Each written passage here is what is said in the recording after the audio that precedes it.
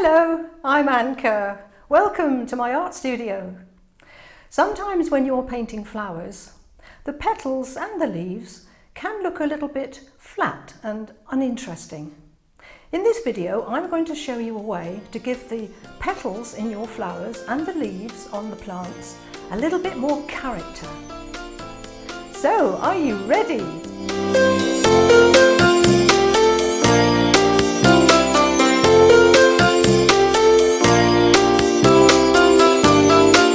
Sometimes when you've got a flower to paint, you've got a flower where it's dark in the middle and the colour on the petals goes lighter and lighter and lighter until it gets to the end of the petal. And sometimes you've got the complete reverse. Sometimes you've got a flower that's very light in the middle and it's getting darker and darker towards the end of the petal. So let me show you a little trick on how you can actually paint that to give your flowers a little bit more character. Now, the big temptation when painting the petal of a flower is to, obviously you draw it first, and then the temptation is to go round the outside and then to fill it in the middle. And then after it's dried, you come back and you put in the details, you put in the shadows, and you put in the little lines and things in the petal. Now I'm going to leave that to dry so I can come back to that later, so you'll be able to compare the difference between this and what I'm going to do in a minute.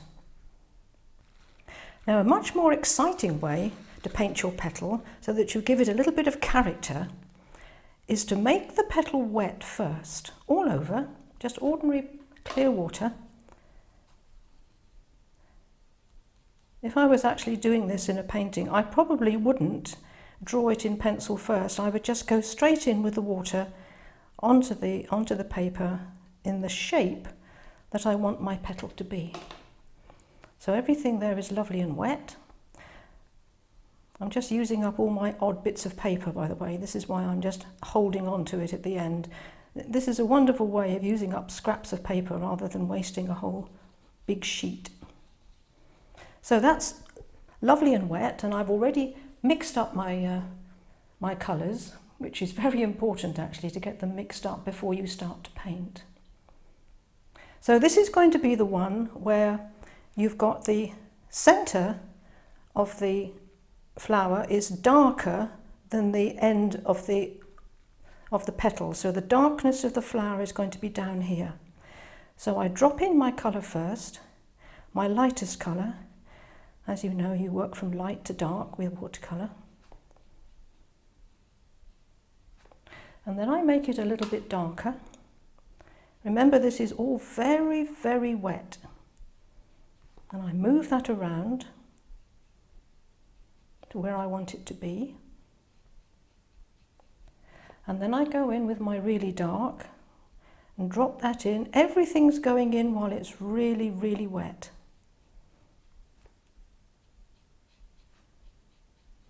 When your painting is wet, you can do anything you like with it. As soon as it starts to dry and it becomes half dry, you just have to leave it alone. So I'll take the paint off my brush, and now I can just manoeuvre this and move it around where I want it to be. Now over here, I'm just going to have a little suggestion of the edge of the petal. And just leave a little white bit in the middle there. And if I wanted to, I could go in with some even darker. This is quinacridone rose with a little bit of ultramarine blue added to it. So I'll drop in a tiny little bit more of the dark there.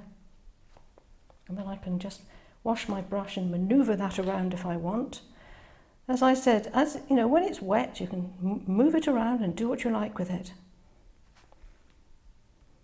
Now, while that's still wet, I could take anything that's sharp. This is a wooden paint stirrer that I've just put through a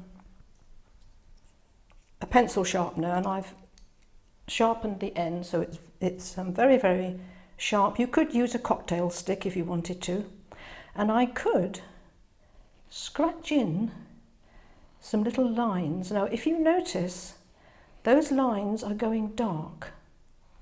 And the reason they're going dark is that while this is still wet, the paint is running into those little grooves, collecting in the grooves and making them dark. If I had done this when the painting is completely dry, I would be scratching away back to the white paper, and that would give me a white line. But this is a lovely way to put little dark veins into your flowers. Just scrape away with it while it's still wet.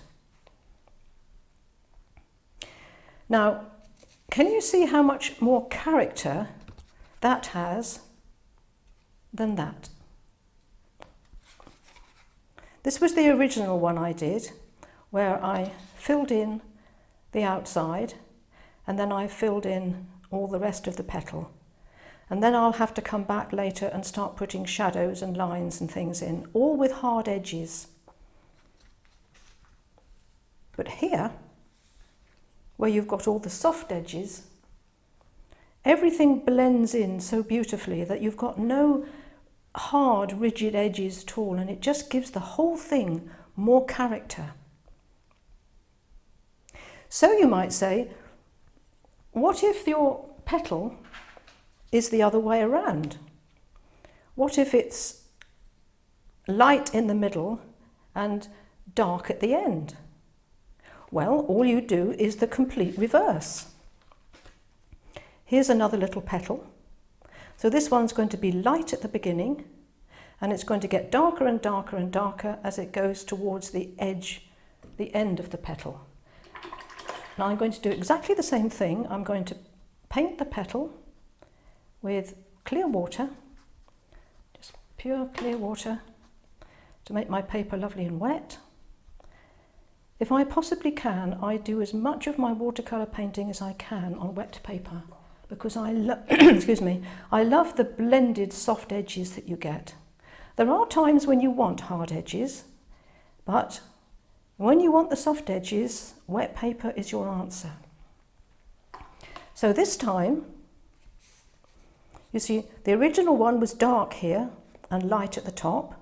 So this one's going to be light here and dark at the top.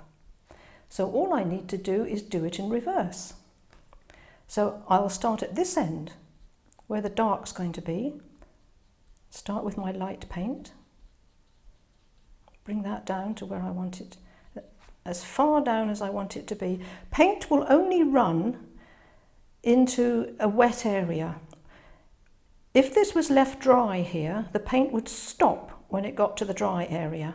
So I could, if I wanted to, just leave that bit dry, and my paint will only go as far as the edge of the water. So then I go back into my slightly darker paint, bring that one down.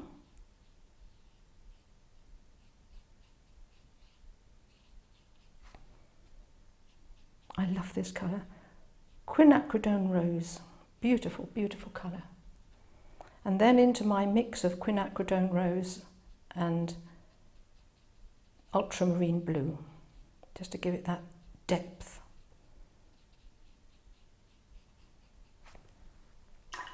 And once again, I wash my brush off and I can move my paint around, bring it down as far as I want. Or I could take it out with a tissue, squeeze my brush, and I could take out any paint that I wanted to. Squeeze it out. And just move it around wherever you want it to go while it's still wet. And that's one of the reasons for having a watercolour paper that stays wet for a long time. 100% cotton is your best bet. It really, really is. And then I'll take my stick and I'll do exactly the same thing as I did last time. I'm going to draw in some little lines, some little veins into the leaf, into the petal, so that the paint is now running into those little grooves and making them dark. So let's put all these together.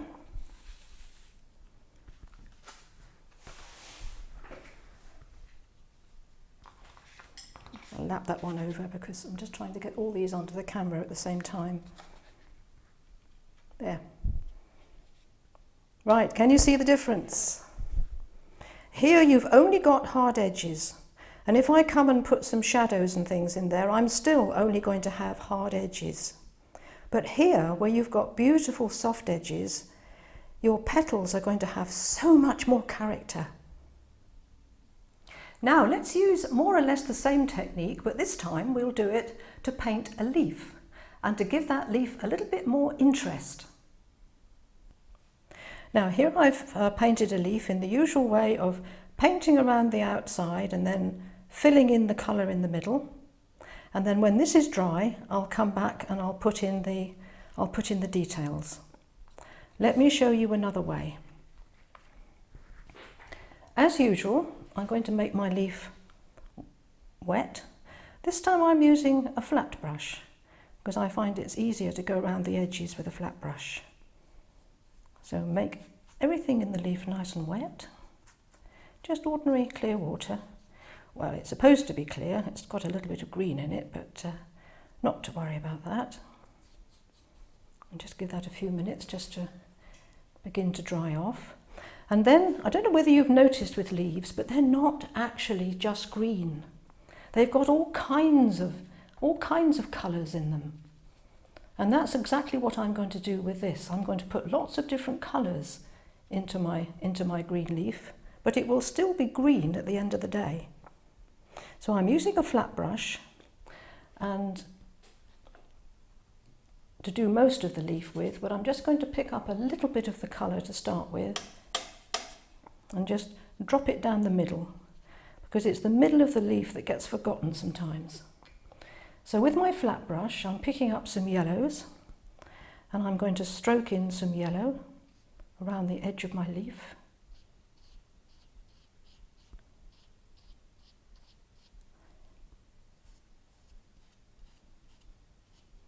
If you notice, I'm pulling all my strokes down towards the stem end of the leaf. So they're not going into the middle, they're all coming down towards the stem. And then I'm going to drop in some orange. Or I would if it was wet enough. Put a bit more water in there. So I'm going to drop in some orange. And then I'm going to start going into my greens. So all my strokes are coming down to where the stem is actually joining the leaf.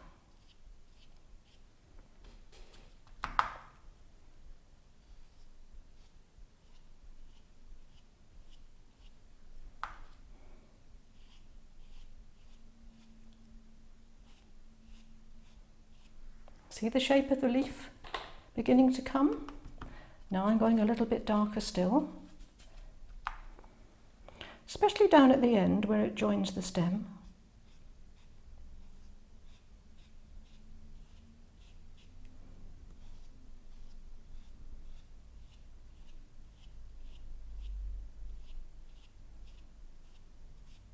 Let's give it a little twirl on the end there.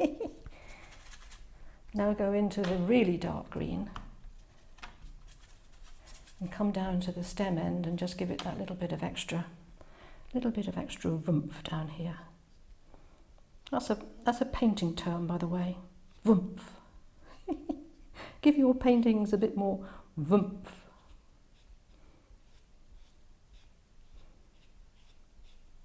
See, my strokes are all coming down this way towards the stem.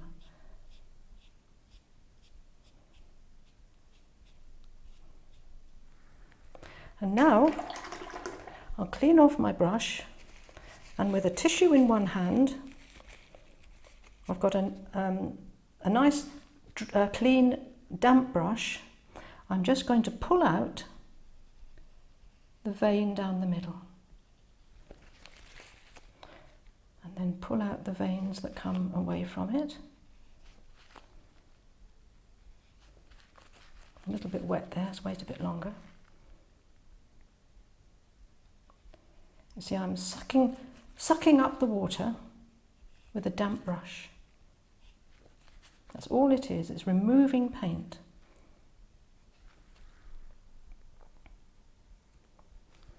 And while that is still really, really wet, if I wanted to, I could just come back and reinforce the darks at the bottom and take those. And then you've got your stem of the leaf will be coming down here.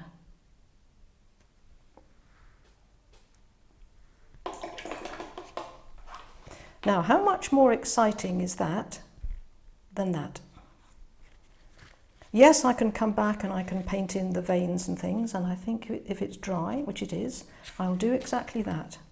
And in order to do that, I need a pointed brush and some dark paint.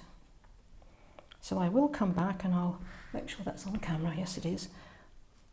I'll put in the veins.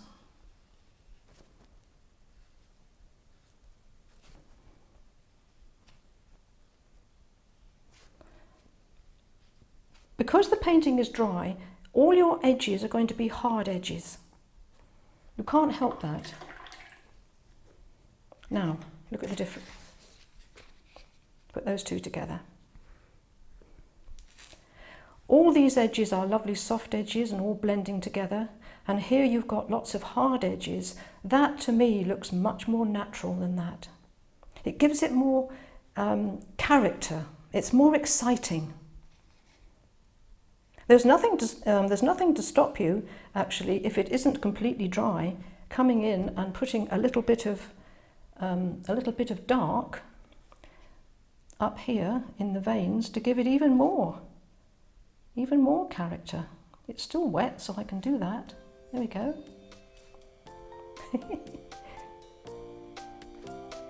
So for as long as you can, keep your painting wet. So an interesting way to make your flowers and leaves come alive with a little bit more interest and a bit more character, so that they don't just look flat and slightly boring maybe. If you've enjoyed this video, then consider clicking that subscribe button and the little bell icon, and that will let you know when I upload another video. If you've enjoyed this one, then give it the thumbs up. Thank you for watching, and I'll see you next time. Remember, there is an artist in everyone. Goodbye for now.